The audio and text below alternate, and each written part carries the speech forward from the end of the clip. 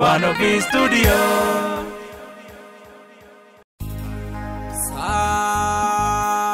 Salale rada pado more beketo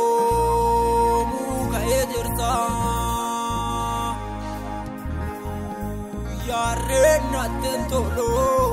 gara galgala sevna wajekso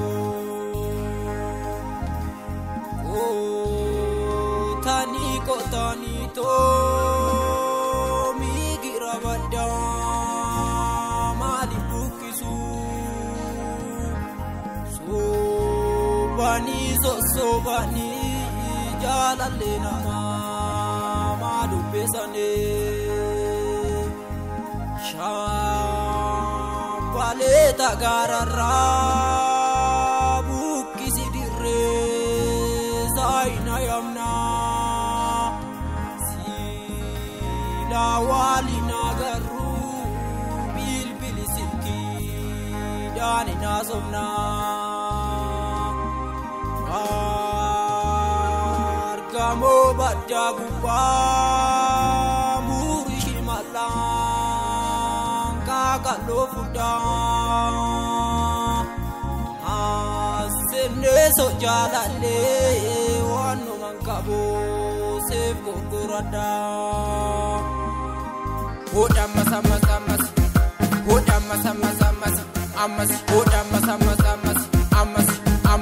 amas ashita kamadia sipisa birala lisela fama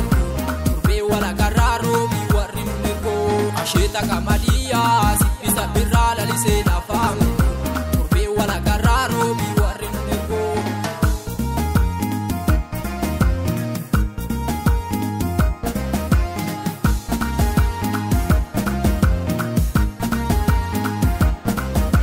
Ashita kamali gat hiyate Ashita kamadi gatiraga majalade Ashita kamadi sidabe ko ba irado Ashita kamadi koto tenalale Ashita kamadi yaware dubi yakote Ashita kamadi shurubandu jarajisa Ashita kamadi jalali kena marache Ashita kamadi akamango esidisa Ashita kamadia sipisa birala lisela fama turbe wala gararo biwarim neko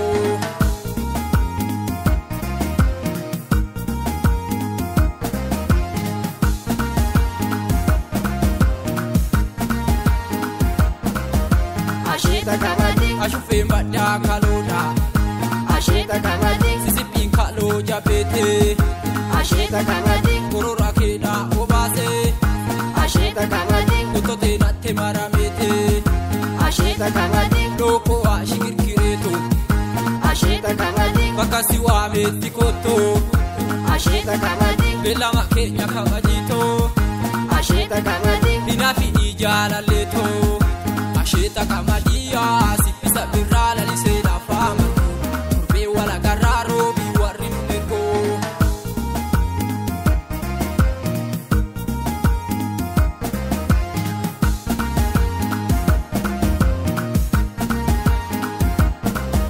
gogori antoto jala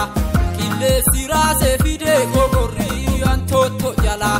kille sirase fide suma fala pedi mama asgoriani kise suma fala pedi mama asgoriani kise ormireno jidadala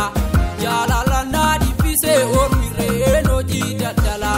jalala nadi pise askotume ana bira nakakabi kogara askotume ana bira nakakabi kogara kamadi gashesi ripe ana jalese male kamadi gashesi ripe ana jalese male